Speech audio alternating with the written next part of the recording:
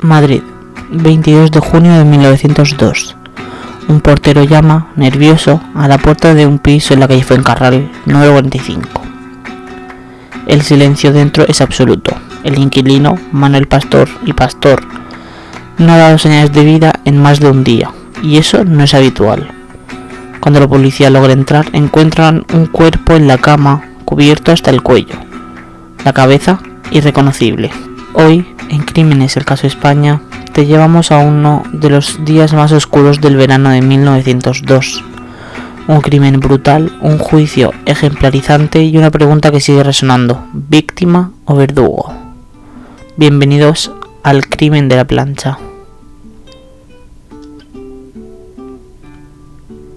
A comienzos del siglo XX, España era un país partido entre la tradición y la modernidad.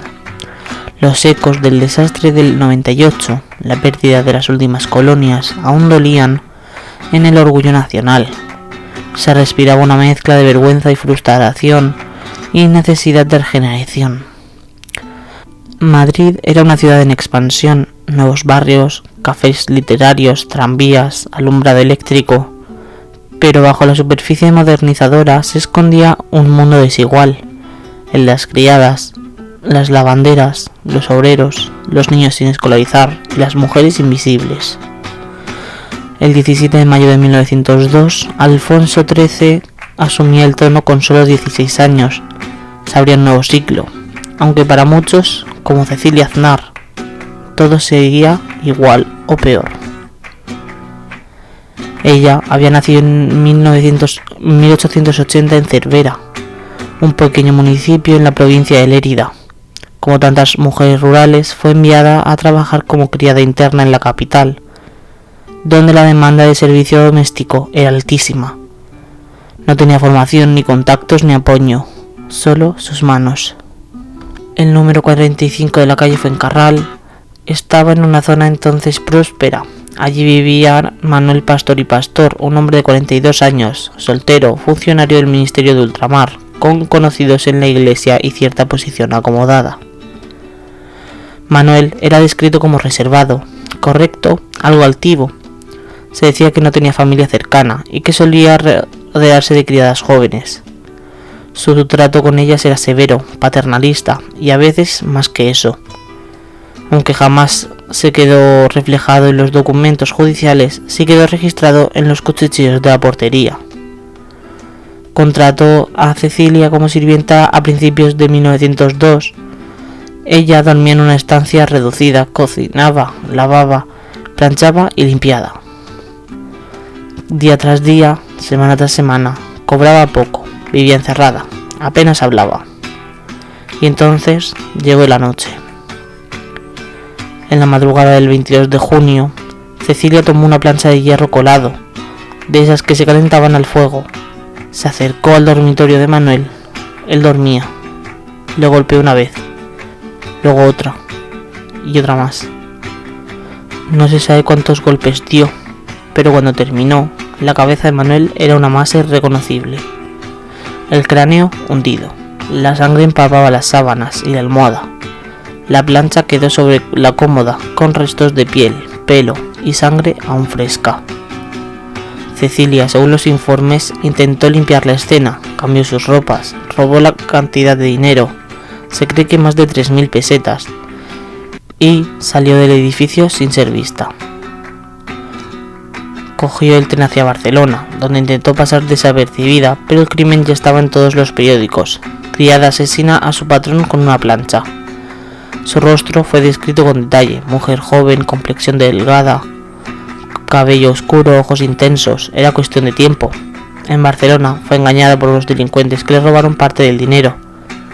Luego intentó cruzar a Francia por Puigcerdá, pero la Guardia Civil la reconoció en la estación. La detuvieron sin resistencia.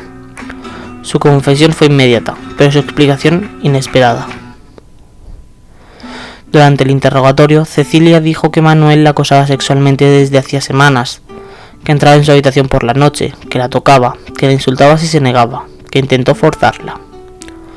Afirmó que aquella noche él intentó violarla, que se defendió, que tomó la plancha porque temió por su vida, que no recordaba cuántos golpes dio. Su versión encajaba con el perfil de muchas criadas de la época, sin derechos, sin contratos, sin defensa. Pero los forenses desmontaron su relato. Dijeron que Manuel fue golpeado mientras dormía, que no había señales de forcejeo, que todo indicaba premeditación. La prensa se abalanzó sobre el caso. La Época, El Imparcial, la ABC, todos hablaban de la planchadora asesina. Algunos la retrataban como una demonia sedienta de dinero, otros como una víctima de la sociedad. El juicio se convirtió en un espectáculo. La sala estaba abarrotada. Las mujeres acudían a mirar. Algunos pedían justicia rápida, otros se preguntaban en voz baja, ¿y si decía la verdad? En 1903, Cecilia fue condenada a muerte por garrote vil. El fiscal pidió la pena máxima.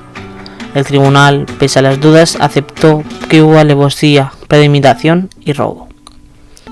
Pero algo cambió su destino. Cecilia era madre de un hijo pequeño que vivía con familiares en Cataluña. La presión popular, los periódicos y la intercesión de asociaciones católicas llevaron al rey Alfonso XIII a conmutar la pena por cadena perpetua. Cecilia ingresó en la cárcel de mujeres de Madrid. Allí vivió años de rutina, reclusión y castigo.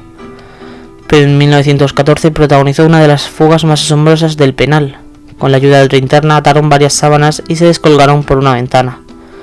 Estuvieron menos de 24 horas en libertad y fueron capturadas y trasladadas a un módulo de aislamiento. Cecilia no volvió a escapar. Pasaron los años, la monarquía cayó, llegó la Segunda República y luego la Guerra Civil. En 1937 el sistema penitenciario colapsó, muchos presos fueron liberados y evacuados. Cecilia Aznar fue excarcelada en algún punto de ese año y desde entonces nunca más se supo de ella. Algunos creen que volvió a Cervera, otros que emigró a Francia. Su hijo desapareció de los registros, su historia quedó envuelta en misterio. Más allá del crimen, la historia de Cecilia es también la historia de una mujer oprimida, acorralada y silenciada, una criada que usó su única herramienta para enfrentarse a un mundo que la explotaba.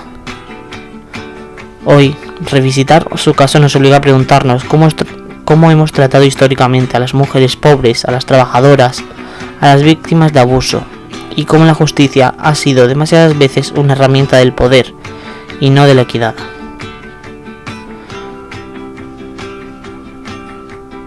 Esto fue Crímenes, el caso España. Si te ha gustado este episodio, no olvides seguirnos en redes sociales, dejarnos tus comentarios y compartir. Nos escuchamos pronto con otro caso que marcó nuestra historia.